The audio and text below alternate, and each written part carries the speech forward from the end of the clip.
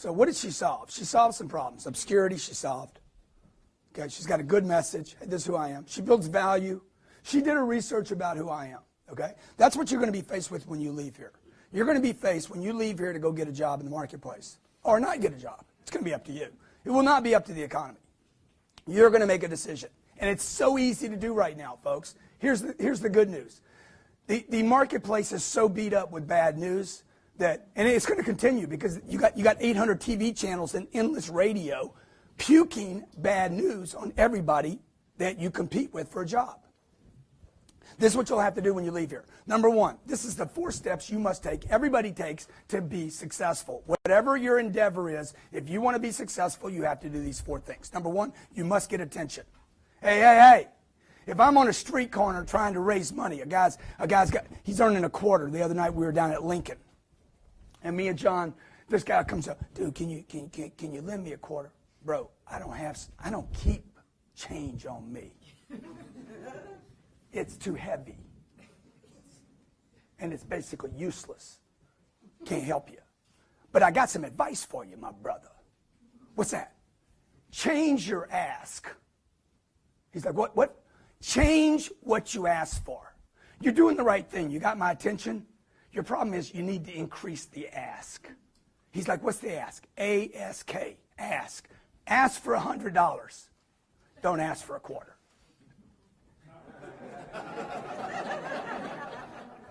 And be willing to be criticized for it, because you're getting criticized either way.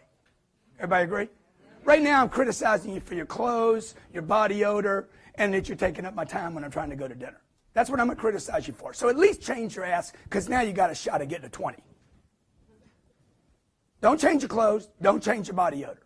It's part of being homeless. It's part of your pitch. You can't do the homeless thing cleaned up. Get attention, and then get criticism. You're going to be criticized. How many agree you're going to be criticized?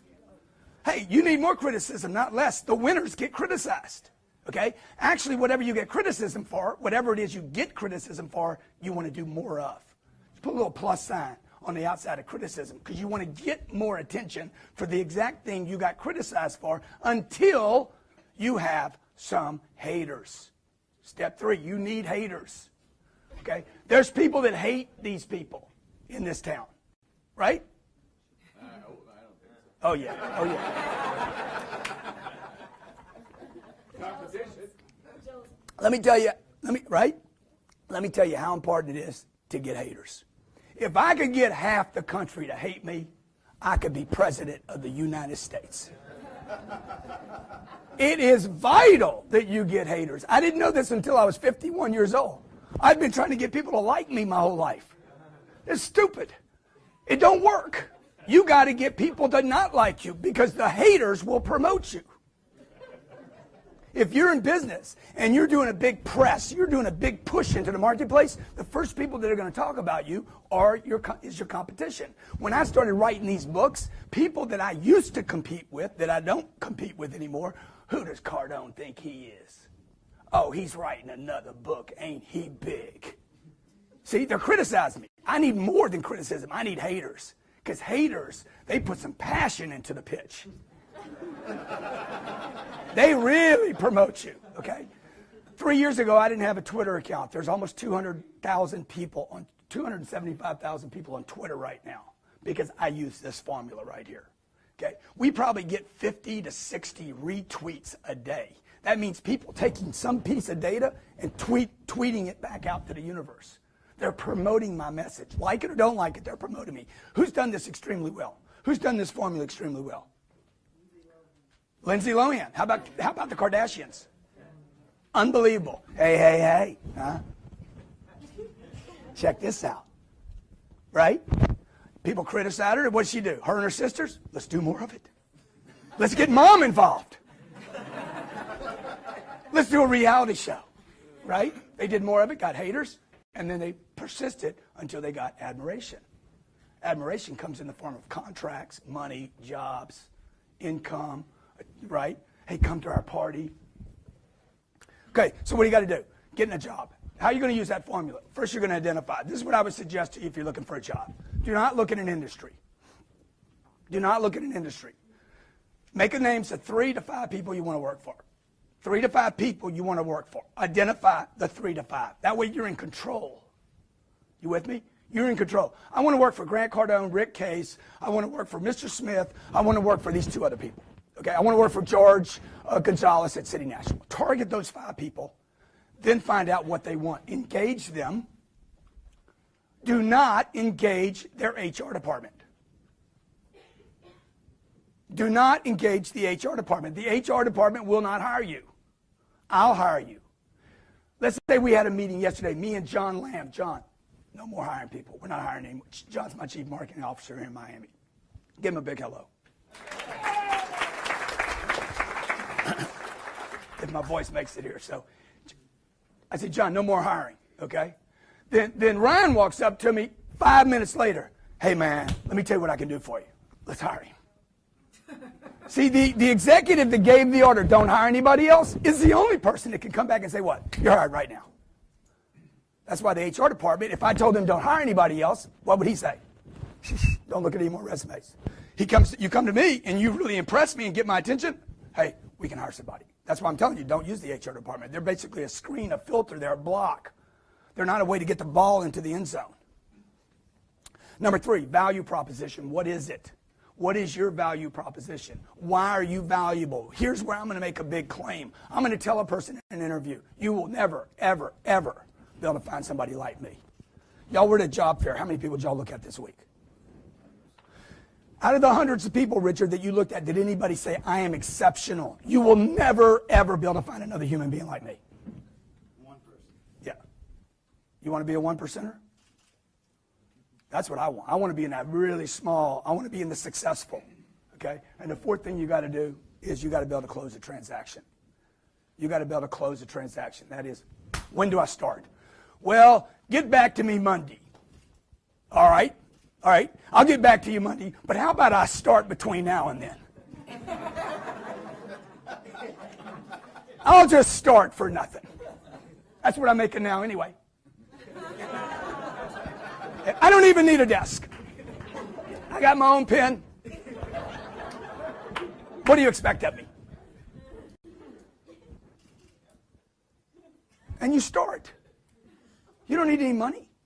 You need to close him and start, and he'll give you the money later. Business owners have money. They don't have you. You got to decide if you're going to make a difference here. See, the value proposition is this.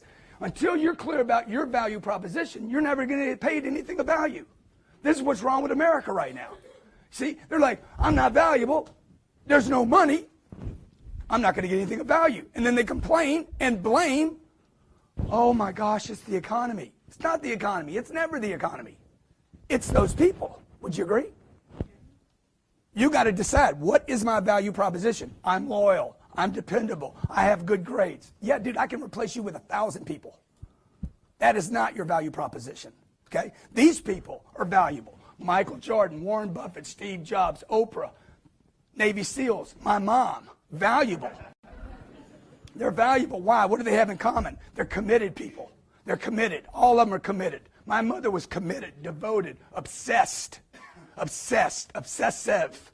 Somebody told me recently, dude, you're like an obsessed human being. I was like, yeah, I am.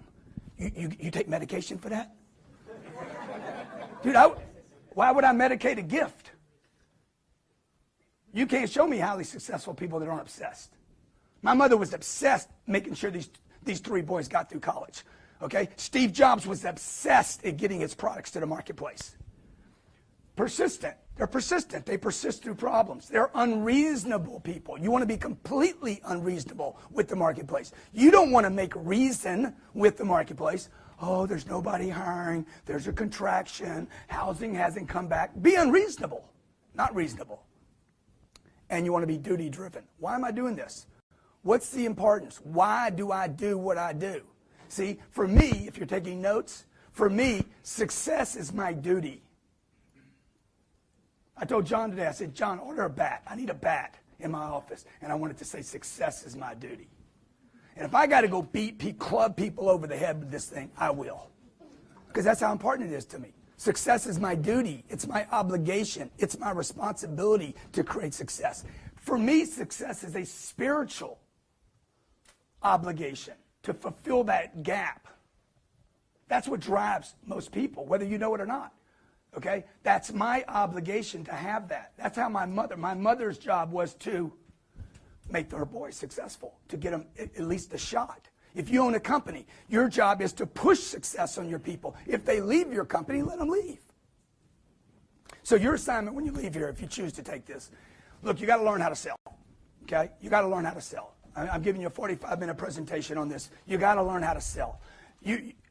Daily, you got to be connected to something that teaches you this thing that you have been taught to not like.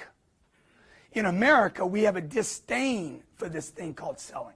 But if you go to Mexico, or you go to India, or you go to China, and you say, Grant Cardone is an expert salesperson, they'll be like, oh my God, tell me.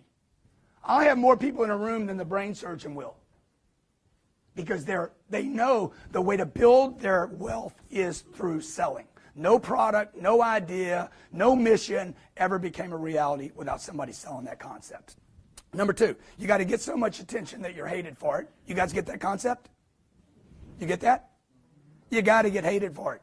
Okay? You're not running for school popularity contests in the marketplace. Somebody's going to dislike you if you get successful. They're going to try to make you wrong. And number three, you need daily motivation. The daily motivation is just to counter the negative demotivation that you don't know you're getting every day. You're getting it from your friends. You're getting it from your family. Would you agree? You get it. You get it from your surroundings. You get it from the media. You get it from radio. And number four, make success your duty. I'm going to give you these. I'm going to give you these while I open it up for questions. These are some resources that you can use. Before I take questions, I'd like to hear, what did you get out of this today?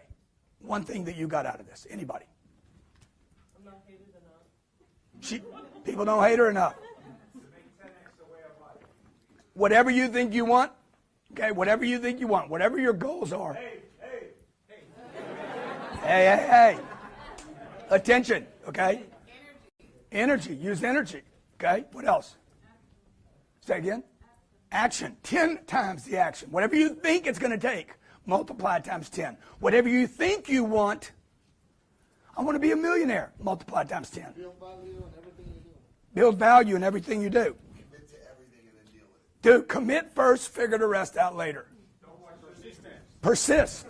Hey, success is my duty. Don't watch the news. You made me write something to one of my clients and maybe hated me later, but I want to get his attention. Say that again?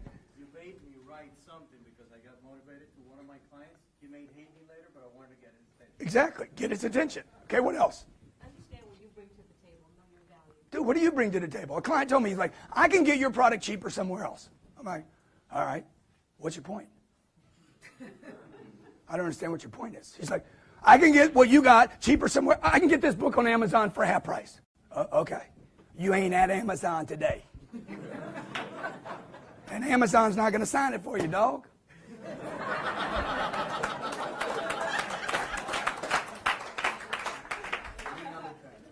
Okay. By the way, Rick Case, if you have a red book in your hand, Rick Case made these available to you. Okay? Give Rick a big hand for doing that. I'll sign it for you before you leave here today. If you have a copy, I'm happy to sign it for you. Put a little note in there. And if you want, I'll get you the other 3 for $60. Because unlike Rick, I don't just give stuff away. Okay? See, I don't think there's anything wrong with me getting your money for this. I think it's part of the exchange. Right? I've written more books in the last 4 years than most people will read in their lifetime. That should let you know the condition of your competition. They don't read. Oh my God, it's so competitive out there. Do you know what you're saying right now? You're saying, I am an idiot that has been deceived by the media. Okay, questions? Yes, ma'am. Okay, so I tend to be an all-out kind of personality, probably a little bit like you. How do you avoid burnout? Good question. Good question. I don't think burnout actually exists. Because people are always like, Taylor, be careful, you're going to burn out. That exists. Because you weren't burning out. It's them. They're trying to stop you right now. Look, when you're